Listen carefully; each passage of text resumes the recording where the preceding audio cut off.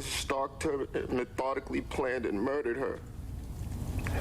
He left us all feeling empty.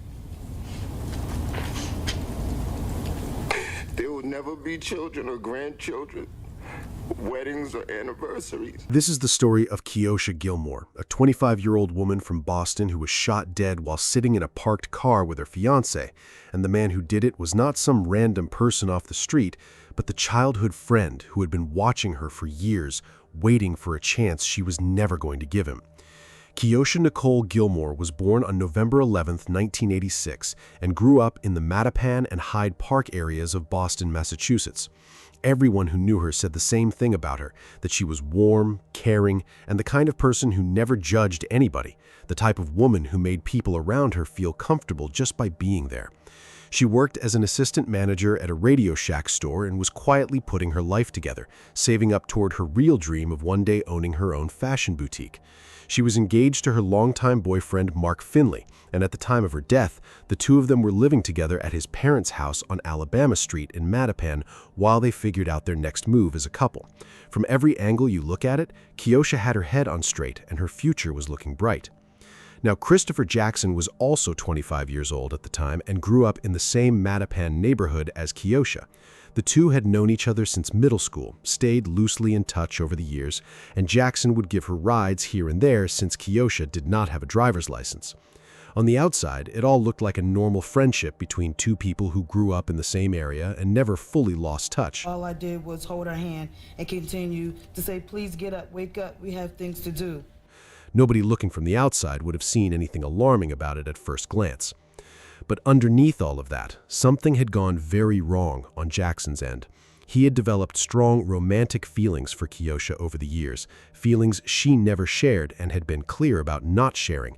And as Keosha moved further into her relationship with Mark and started focusing on her future, she also started pulling away from Jackson. She was done with that chapter. Most people, when someone they like does not feel the same way, find a way to accept it and keep moving with their life. Jackson never accepted it, and that refusal to let go is what put everything in motion. Christopher, you're going to have to live in this hell that you created for yourself. God is with me, and Christopher, may my God that walks with me walk with you and your family. Go ahead. Is there anything you want to say? That right there came from Keosha's stepmother, Michelle Ross, who remembered a time back when Keosha was still a teenager working at her nail salon, washing hair, just doing a job. Jackson came by and spent the entire visit sitting there silently, eyes locked on Keosha, not talking to anyone, not doing anything except watching her every move. Michelle said it made her uncomfortable and that the whole thing creeped her out, but she filed it away in the back of her mind. She did not know at the time just how much that memory was going to matter later. Kosha Gilmore shot to death just sitting in a car in Mattapan, and now her alleged killer is on trial. Fox 25 featured this case on New England's Unsolved, and police say that story provided the tip that broke open this investigation. Fox 25's Bob Ward was in court today, and Bob, the jury saw a key piece of evidence today. You know, just 1 week after our New England's Unsolved story aired, Boston Police Homicide sat Christopher Jackson down at headquarters and began. Prosecutors would later describe Jackson as someone who had spent years watching Keosha from a distance, following her routine, tracking when she went to work and when she came home, including her shifts at the Radio Shack in the Dedham Mall. He was not acting like a friend anymore. He was acting like someone who had made Keosha the center of his entire world without her knowledge or permission. And the more she pulled away and built a life with another man, the more that obsession seemed to tighten its grip on him. And when police later went through his home after his arrest, they found the clearest proof of just how deep this had gone. Detectives pulled 2 notebooks from under Jackson's bed, both of them filled with writing, thoughts, and what seemed like poetry, all of it about Keosha and his feelings for her. One of those notebooks had a dedication on it that said, "Dedicated to Keosha, a love never to be mine." That one sentence tells you his whole mind state. He knew she was never going to love him back, and instead of accepting that and getting on with his life, it became the thing that ate him up inside. Today, the woman's family and friends told the judge they feel her loss each and every day. I will never hear her voice again, and I will never be able to say I love you. Keosha's mother, Gloria Weathersby, later tried to put words to what she believed was happening in Jackson's head during all those years. She believed that somewhere in his mind, Jackson had convinced himself that if he stayed patient enough and stuck around long enough, Keosha would eventually come around and choose him. But Keosha had already made her choice, and her choice was Mark, her career, and the life she was building for herself. That was the reality Jackson could not bring himself to live with. You know, just 1 week after our New England's Unsolved story aired, Boston Police Homicide sat Christopher Jackson down at headquarters and began interrogating him. Video of that session was played for the jury today as the family of Kosha Gilmore seeks justice. Prosecutors allege Christopher Jackson was infatuated with Kosha Gilmore, and when she did not return his affections, he shot and killed her at point-blank range in Mattapan with this .38 caliber handgun. On the evening of Sunday, February 19, 2012, Mark Finley finished his shift at a Radio Shack in Boston and drove to the Dedham Mall to pick Keosha up after her shift. The two of them headed back to Alabama Street in his 1998 Cadillac and parked in their usual spot in front of his parents' house, sitting in the car for a few minutes to just talk and catch up the way couples do after a long day. Mark reclined his seat a little to relax while Keosha sat upright in the passenger seat beside him. It was a regular Sunday night, nothing about it out of the ordinary, no reason in the world to think that anything was coming. Mark testified at trial that he heard a loud bang and the sound of glass breaking all at once, and he knew immediately it was a gunshot. He tried to start the car to get them away from whoever was out there, but the engine would not turn over, so he jumped out from the driver's side, and when he saw that Keosha was not moving, he ran inside to get his mother to call 911, then came right back out to her, pulled her toward him and held her close. He stayed right there by her side at the car and then all the way to the hospital, sitting with her for hours as she lay in a coma, repeating the same words over and over. We got plans, we got plans, we got plans. The shocking trial now underway in Suffolk Superior Court. Could you point him out, please? He's the gentleman with the dark-colored suit. Boston Police Homicide Detective Frank McLaughlin identifies Jackson just before a video recording of Jackson's police interrogation is played for the jury. In this clip, Jackson denies knowing Keosha very well. Any ideas why you think something like this might have happened? No, I couldn't say. You guys knew each other a long time. Yeah, I know. We knew each other through school, but we weren't close. Keosha Gilmore was pronounced dead on February 20th, 2012 from a gunshot wound to the head.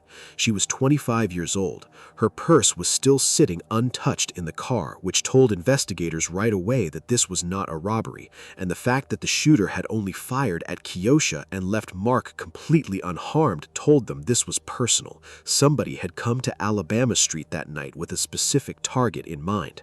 The shooter had walked up to the passenger side of the car, fired 2 shots at close range straight through the window, and then calmly walked around the back of the vehicle, crossed the street, and was gone. Mark described the person as wearing a dark hooded sweatshirt and moving with a noticeable limp, like something was wrong with the leg. Right after the shots, Mark heard the sound of a gate opening and closing somewhere nearby, and that detail would point investigators in a very important direction: the New Calvary Cemetery that sat right across the street. The canine unit that went into that cemetery found 2 drawstring bags sitting on the ground, and sticking out of one of them was a .38 caliber Smith & Wesson revolver with 2 bullets already fired and 4 still loaded inside it.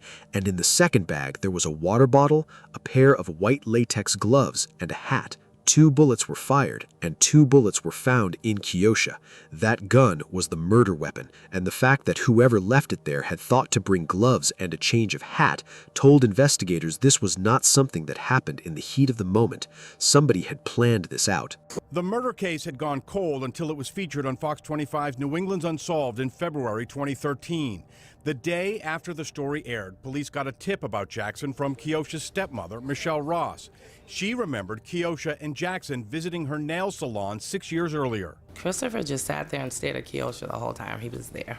When the crime lab processed everything, they found male DNA on the bags, the water bottle, the hat, and the gloves, and it all matched a single person.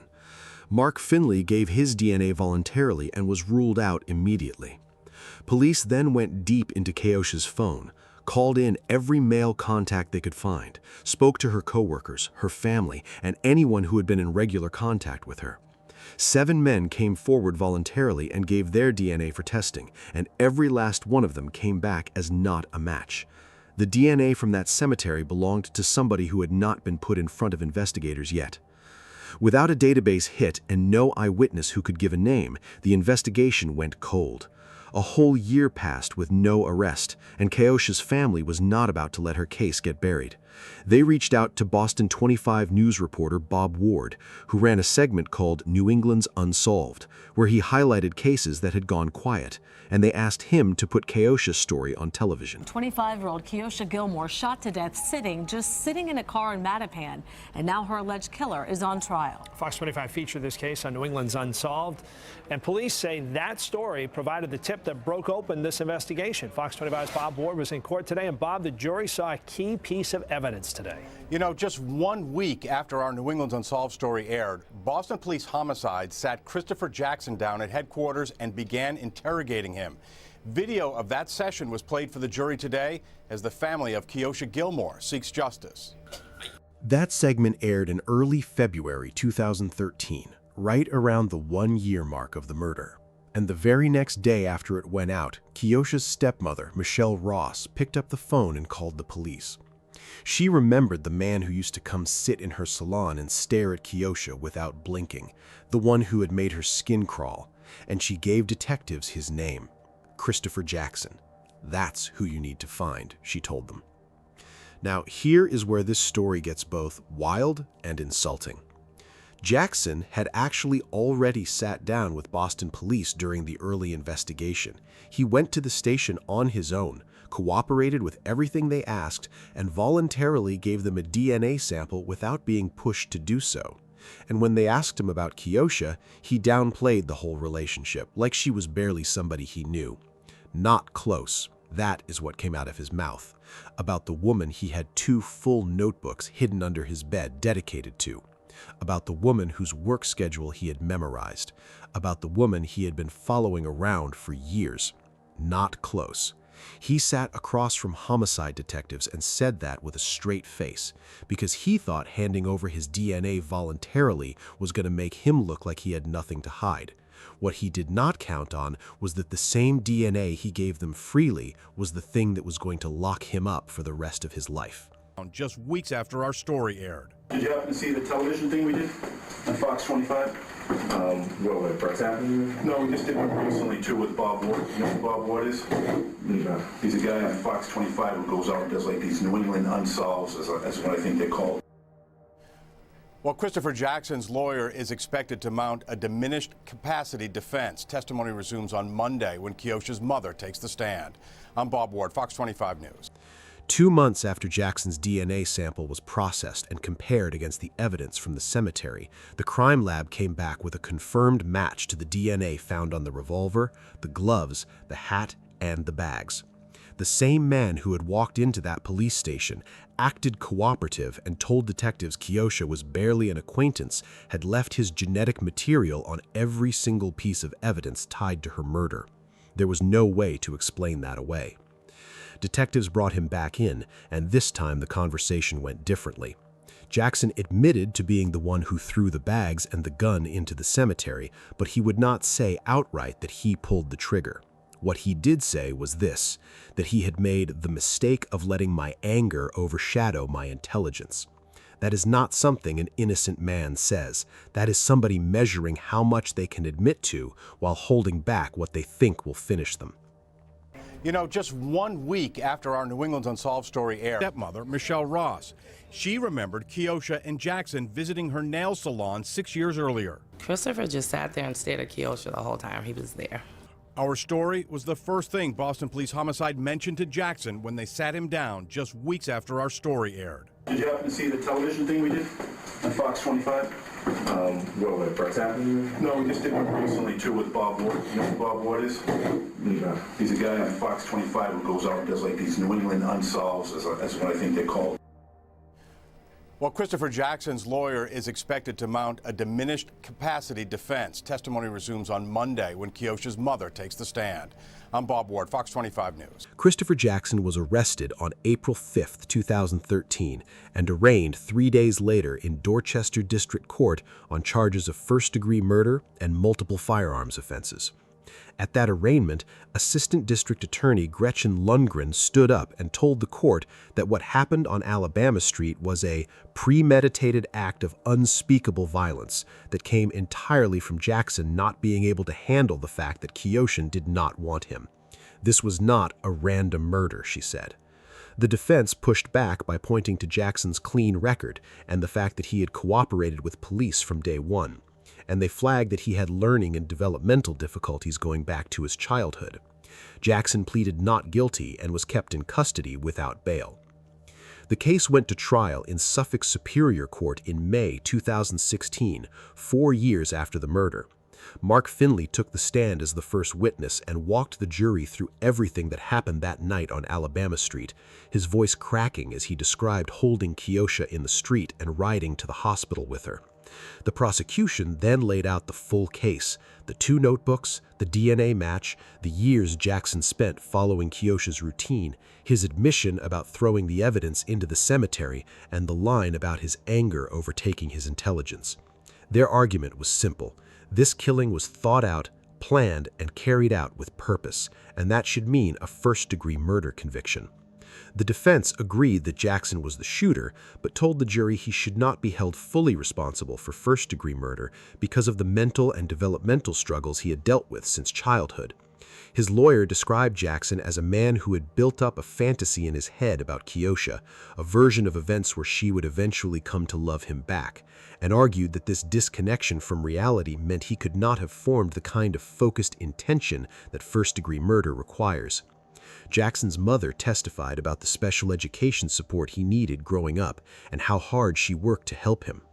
After about a week of testimony, the jury took roughly 1 day to decide and came back on May 26, 2016 with a guilty verdict for second-degree murder plus 3 separate firearms charges. The diminished capacity argument was enough to keep the charge from being first-degree, but it was not enough to keep him free. The shocking trial now underway in Suffolk Superior Court. Could you point him out, please? He's the gentleman with the dark-colored suit. Boston Police Homicide Detective Frank McLaughlin identifies Jackson just before a video recording of Jackson's police interrogation is played for the jury. In this clip, Jackson denies knowing Keosha very well. Any ideas why you think something like this might have happened? No, I couldn't say. You guys knew each other a long time. Yeah, I know. We knew each other through school, but we weren't close. You know, just 1 week after our New England's Unsolved story aired, stepmother, Michelle Ross, she remembered Keosha and Jackson visiting her nail salon 6 years earlier. Christopher just sat there and stared at Keosha the whole time he was there. Our story was the first thing Boston Police Homicide mentioned to Jackson when they sat him down just weeks after our story aired. Did you happen to see the television thing we did on Fox 25? What, Brett's happening? No, we just did. 5 days after Jackson's DNA sample was processed and compared against the evidence from the cemetery, May 31, 2016, Keosha's family stood up in that courtroom and spoke directly to the man who had taken them from them before Judge Yesayan handed down the sentence. Keosha's mother, Gloria, stood before that courtroom and described her daughter as a woman with a heart as big as the world, someone who was a true friend to everyone she met. And then Gloria made the point of saying that included Christopher Jackson, the very man sitting right there in front of her. She told the court she would never get to see Keosha get married, never be a grandmother to her grandchildren, and that living without her daughter feels like a piece of herself has been permanently removed. She talked about her family still going through fear, panic attacks, depression, and nightmares years later, and said that she herself had not slept a full night since the day Keosha died. Recently, too, with Bob Ward. You know who Bob Ward is? No. He's a guy on Fox 25 who goes out and does like these New England Unsolved. That's what I think they're called. Well, Christopher Jackson's lawyer is expected to mount a diminished capacity defense. Testimony resumes on Monday when Keosha's mother takes the stand. I'm Bob Ward, Fox 25 News. The murder case had gone cold until it was featured on Fox 25's New England's Unsolved in February 2013. The day after the story aired, police got a tip about Jackson from Keosha's stepmother, Michelle Ross. She remembered Keosha and Jackson visiting her nail salon 6 years earlier. Christopher just sat there and stared at Keosha the whole time he was there. 25-year-old Kosha Gilmore shot to death just sitting in a car in Mattapan, and now her alleged killer is on trial. Keosha's stepfather, Herman, stood up and read out a statement from her Aunt Jackie, his voice breaking the whole way through. "Your selfish, uncontrolling act robbed me, Christopher. I could have died from the pain. Your act ripped a hole in my heart. You shot, killed, and put my niece Keosha in a box of no return." And Michelle Ross, the stepmother, who had been the one to finally break the case open with that phone call to the police, told Jackson dead in his face and told him, "You're going to have to live in this hell that you created for yourself." Judge Yesion sentenced Jackson to life in prison with the chance of parole after 15 years, which is the minimum the law requires in Massachusetts for a second-degree murder conviction, and added sentences of 6 to 7 years on the 3 firearms charges running at the same time. The judge acknowledged that Jackson's mother had clearly put real effort into raising her son and giving him a good life, and then said what needed to be said, that despite all of that, her son went out and murdered Keosha, destroyed her family, and in doing so, destroyed his own as well. Jackson sat through the whole sentencing in a dark suit and said nothing, showing nothing on his face. His mother wept openly beside him. And when she got up to leave the courtroom, one of Keosha's family members walked over to her, not to argue or to confront, but to offer comfort. Fox 25 featured this case on New England's Unsolved, and police say that story provided the tip that broke open this investigation. Fox 25's Bob Ward was in court today, and Bob, the jury saw a key piece of evidence today. You know, just 1 week after our New England's Unsolved story aired, Boston Police Homicide sat Christopher Jackson down at headquarters and began interrogating him. Video of that session was played for the jury today as the family of Kosha Gilmore seeks justice. That one moment right there says everything about the kind of people Keosha came from and the values she carried through her life. In 2019, the Massachusetts Appeals Court reviewed the case and upheld every single part of the conviction. No reversals, no new developments, everything from the trial standing exactly as it was. Jackson remains in prison today and will be eligible to ask for parole at the 15-year mark. Whether he ever gets out is a question that has not been answered yet. Keosha Nicole Gilmore was 25 years old with a whole future mapped out ahead of her, a man who loved her, a career she was grinding toward, and a dream of owning her own boutique one day that she was actively working to make real. She had a mother, siblings, a church family, and friends who still carry her with them every single day. What she also had, without knowing the full danger of it, was a childhood friend who had decided somewhere along the way that if he could not have her, nobody would. She deserved so much better than the way her story ended. Rest in peace, Keosha. Do you think Jackson really should have handled his emotions like an adult? Now his irrationality has landed him in jail for the rest of his life. Let me know what you think in the comments section. Also, click on one of the cards on your screen to see more videos like it. See you in the next one.